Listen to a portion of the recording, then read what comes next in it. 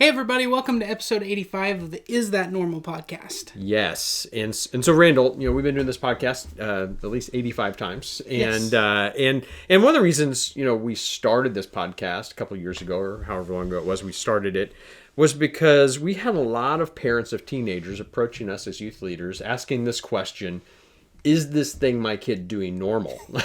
Yes. like, how do I know if this is okay or Yeah. not? And Things like my kid's brain suddenly just stopped working, and or suddenly everything I've ever said, my child has decided they are completely 100% on the opposite end of the spectrum, or my child is incapable of having a conversation in the same room unless it's over a digital media. yes, which I would say, welcome to having a 13-year-old. Because You that can happens. relate, right? Like, oh, it's 13th birthday. Oh, they're going to stop being social and listening to me. And that happens. And so yes, that is normal. But, it's interesting, for me, as we think about our culture today, and that's always been the case. If you go back historically, there's all these developmental stages, and they're not that much different. But now we have social media that magnifies and makes this big lens for everyone to see this through, and really social media has helped answer that question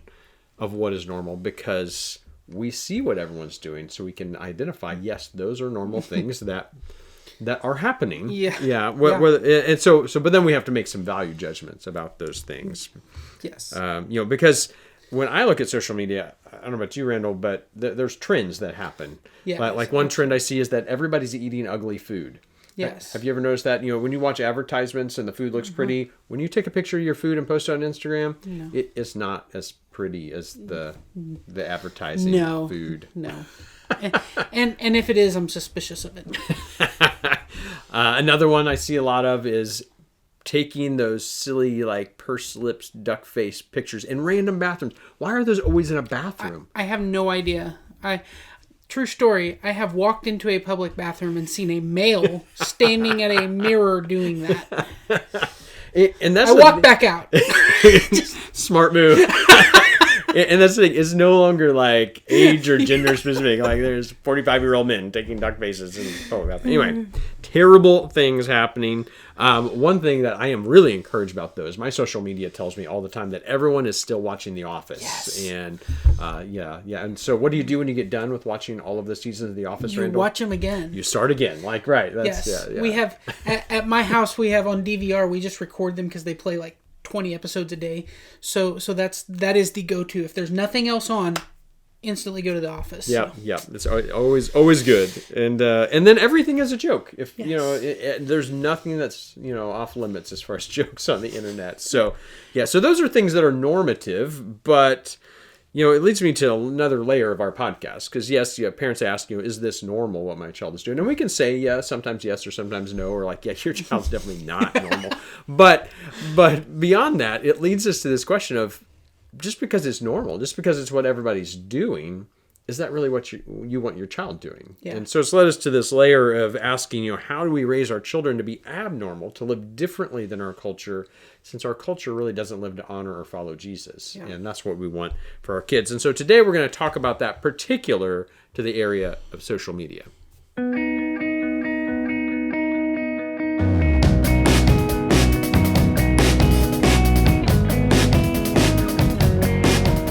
Well, we are so glad you've joined us on the Is That Normal podcast, and we just want to connect with and help parents as they raise teens and young adults in a crazy world that we're living in. And so, in some of our previous episodes, we've talked about the survey that we wanted everybody to check out, and if you haven't done that, we'll have the links. So we really encourage you to do that. Just a survey that you can take in just a few minutes.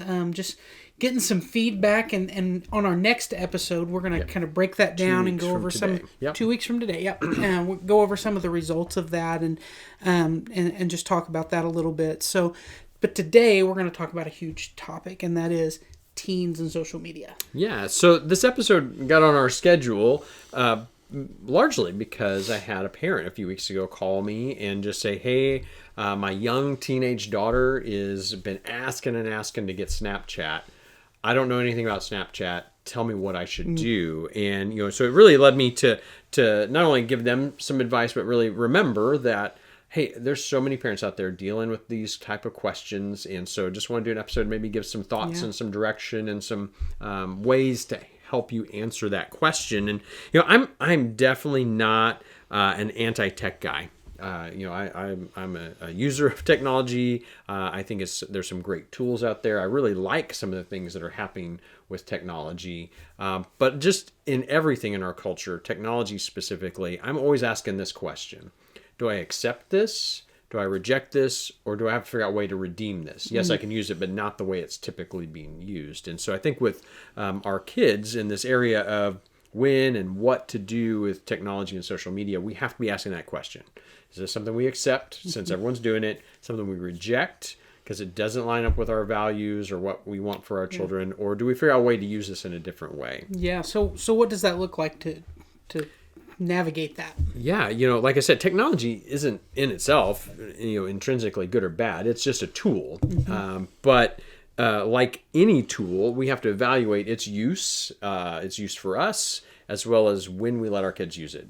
So lawnmowers, chainsaws, and automobiles are fantastic pieces of technology. I love all three of those things. I use them often. I think they're great, but I'm not going to let an 8-year-old use those things. And hopefully none of you are either. So, because they're not developmentally ready for those things. We have to figure out when they are. We have to walk alongside them. We have to show them until we get a point where we let them go out and do that on their own. And I think technology, particularly social media, is probably exactly the same way. So is there kind of a set rule, a hard and fast rule on what's the right age for kids with social media? I would say no, because every person is different. Even in my own household, I got 6 children. I've let them use like some of those other tools like lawnmowers at different ages because some of them were more or less ready. So I'm not going to say absolutely this date, on this birthday, this is when you should do this. But I do think we have to notice that there's been a lot of research done over the last several years about how particularly smartphones are a very addictive piece of technology, and that actually in our brains we're creating dopamine when we use them, and app developers know this because they're actually programming in it to create dopamine release because they want you to be addicted to checking your Instagram every 10 minutes. And so it's a very addictive thing, and just like any substance that can be addictive, again, we have to really look at developmental readiness, and you do not want to introduce anything of that type, whether it's good or bad, until their brain development is at a place where it has gotten out of its initial growth stages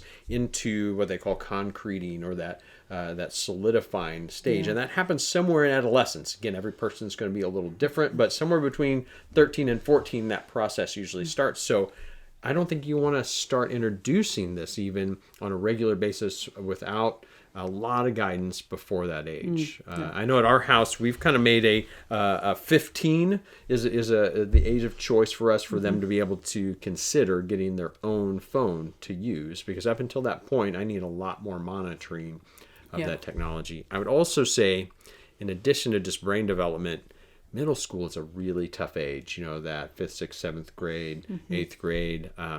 There's a lot of trying to figure out who you are, which makes there be a lot of criticism and bullying and all these things happen at that age. And so that's a really tough time to give them access to this social media where they're always seeing what other people are saying and what they're saying about them back. And so I'd really be concerned about letting them have full reign of that before then. And knowing that not every parent is going to respond in the same way, and that kids much younger than them are getting that's going to probably spark some conversation and difficult conversations maybe that have to happen leading up to that point of the whys and the the understanding and building that foundation. And we've talked in several episodes about rites of passage, and I know that getting that phone is one of the things you've talked about, that's a rite of passage in your household. And so maybe building that anticipation, but during that time helping to understand the whys and know that that they kind of already have a foundation when they do reach that point. Very good. And you're exactly right, Randall. It's going to take, and not that they're going to always agree, but it's going to help if you have really good, clear communication and clear guidelines set out for them. Yeah. The more you can be intentional about that, the more well, it's just the better that process is probably going to go for you. So what does that process look like of starting to kind of lay out that accountability? Because that's the thing, when even at 15, and which it's not that my kids have never touched a phone before they're 15, Right. It's not, but they don't get their own full access. This is yours, kind of thing.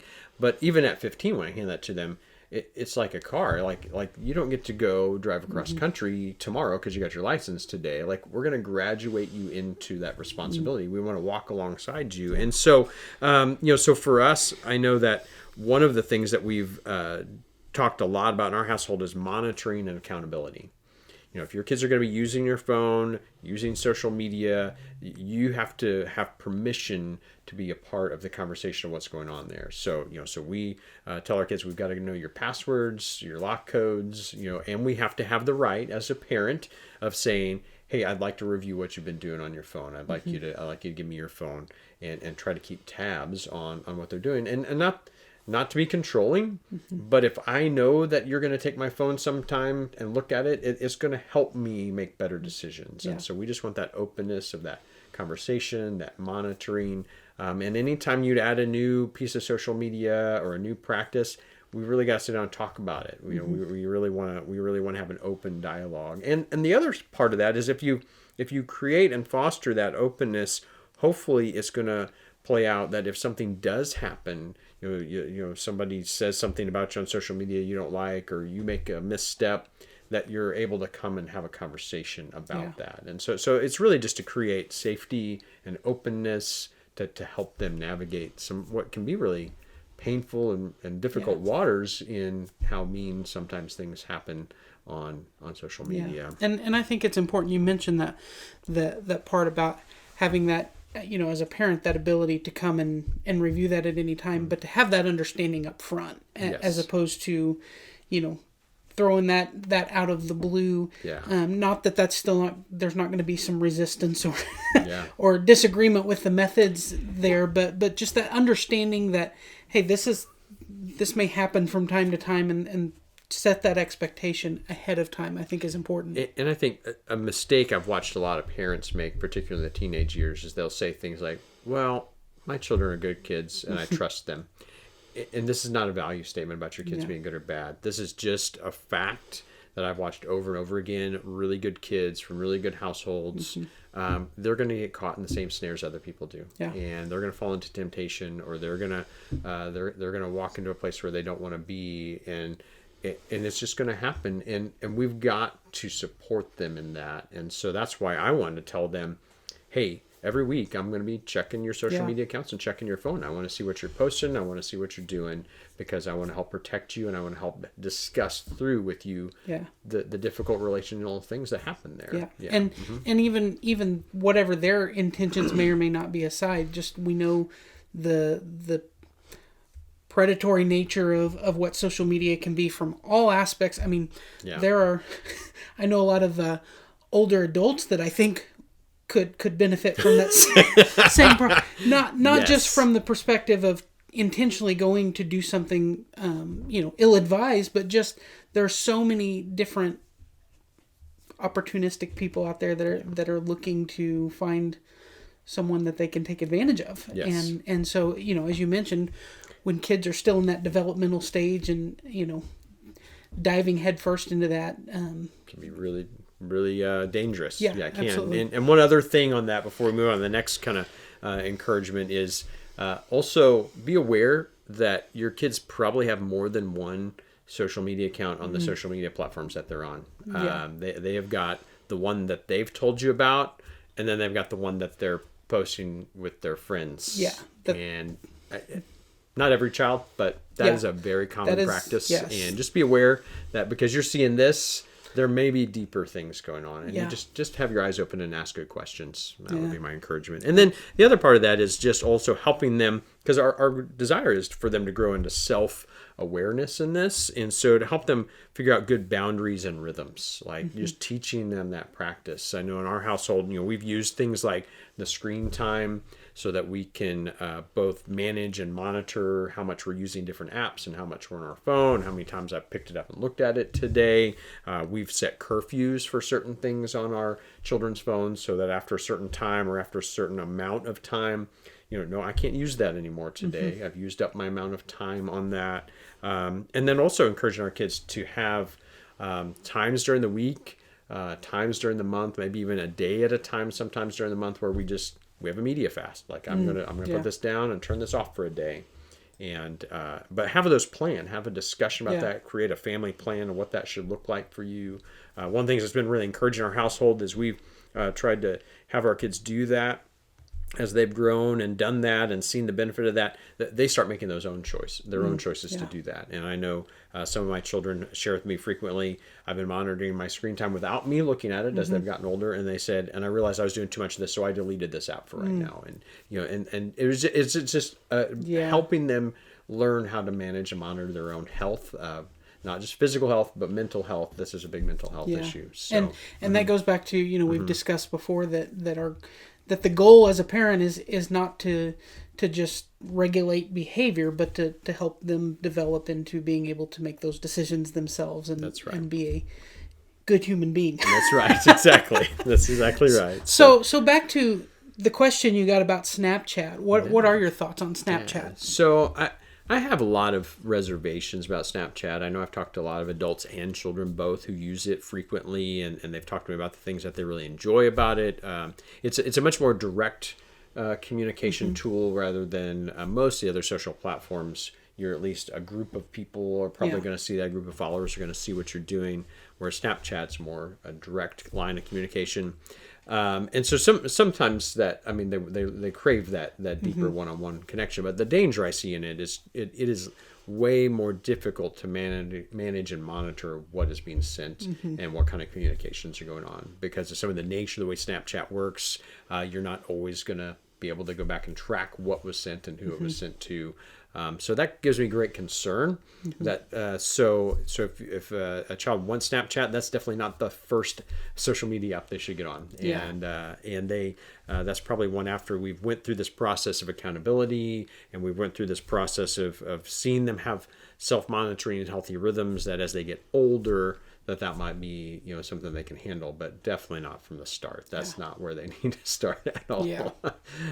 So what are some of the other apps that maybe we should be aware of, or at least know about that could potentially be that are popular and that the kids are using? And well, if you're listening to this within 2 weeks of its original broadcast, this will be accurate. Otherwise, I can't guarantee it because this changes fast, doesn't it? Constantly, yes. And I will tell you this, even in this whole conversation, we're talking about the best, most ideal way these conversations go, but usually as soon as kids find out that their parents know what they're doing, they're moving to a different app. Yes. So that's so just know that, be aware of that. But right now, what I'm watching young people use, teens and young adults, Instagram is still being used pretty widely, both for posting, using stories, and then even direct messaging. It's pretty widely used, and it's kind of like their base platform to just kind of let the world know who they are, and so it's pretty general.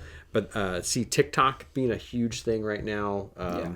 Who you're following and what you're posting. I mean, if you want to follow the trends of music and media and popular culture, TikTok's probably the most, got his finger on the pulse of that right now. Kids are watching and creating that at an enormous level.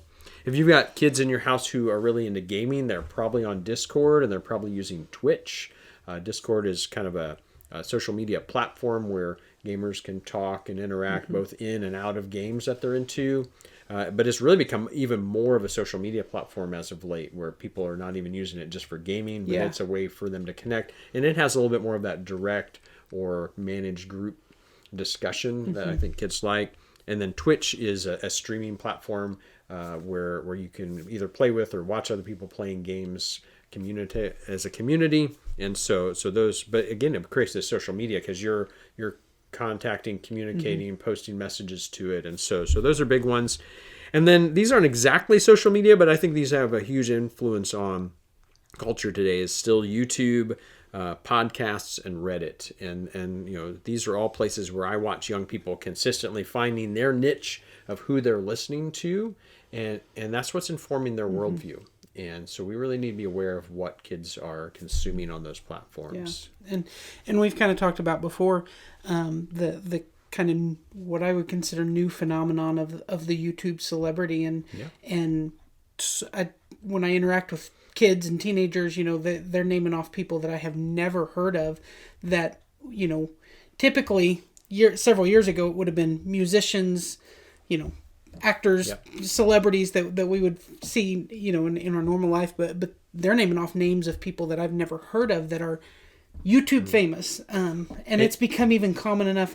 I've been seeing commercials where they're talking about an appearance by YouTube celebrity so and so, and it's just a really unique phenomenon. Crossover happening in an enormous way there. Yeah, and with YouTube, they're really, there's really no barriers to who can post and who can become, well known, and what they can be putting out there. Really, there's very little, filter to anybody can get on and pretty much say or do anything they want to do for the most part on there. Yeah. So just a couple last thoughts. One, I don't want this to be all like doom and gloom or negative, because I do see these as good tools, and I've used social media both with my own kids and with kids in the youth ministry to keep good connection, to push them to think and have good discussion. It's also a good way, for my kids at my house, as we talk about and look at what they're consuming and what they're producing on social media. It's a good conversation about what's going on in their heart, what they're interested in, and and they feel comfortable coming and share things. Look at this thing I found, or this new person I'm following, and so it's created a really good conversation, and that's what I hope is one of the pieces for you as you maybe have these discussions in your homes, is that you can use this as a way to get to the heart of what's going on in your children's lives, and just enjoy that and enjoy those conversations. But I also am really concerned about the constant connectivity that we have.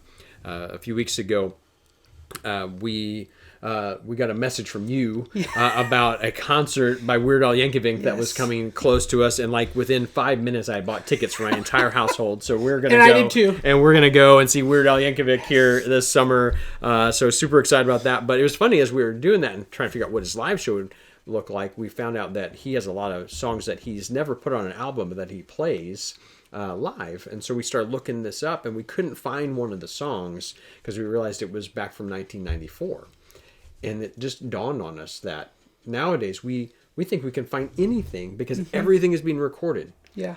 But there was a day where that wasn't true. And I don't know that that's necessarily better that we have access to everything, because we're not ready to have complete connectivity and have everything at our fingertips. And so I really think we need to help our kids figure out how to take the natural breaths and the natural rhythms to be a little bit more abnormal in this area. Yeah. So as we wrap up today, our two takeaways are to do some work on that idea of accept, reject, and redeem. The things that are out there, and the things that our culture says are normal. And then the second is to go check out and fill out the survey. We'll put a link to it, and then on our next episode we'll discuss the results of that and have some good conversation. I've already had some good comments about your beard on there, so awesome. I'm looking forward to having a discussion about that. Great. I love to talk about my beard, so it's good. Where we talk about facial hair and other things. That's right. Okay. Be abnormal.